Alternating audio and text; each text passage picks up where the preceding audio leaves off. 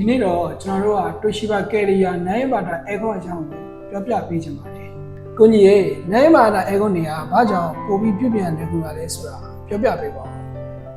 ။ပထမဆုံးအနေနဲ့နိုင်ဘာတာတွေမှာကိုရိုးကန်တွေမပါဝင်တဲ့အတွက်ကြောင့်ပြုပြင်ရတာလွယ်ကူမယ်။နောက်ပြီးနိုင်ဘာတာရဲ့အပူပစ္စည်းကရှာဖွေရတာလွယ်ကူတာကြောင့်လွယ်ကူလေးလေးနိုင်တယ်။ဒါဆိုရင်တိုရှိဘကယ်ရီယာရဲ့နိုင်ဘာတာကွန်ပရက်ဆာအကြောင်းလေးကိုရှင်းပြပေးပါဦး။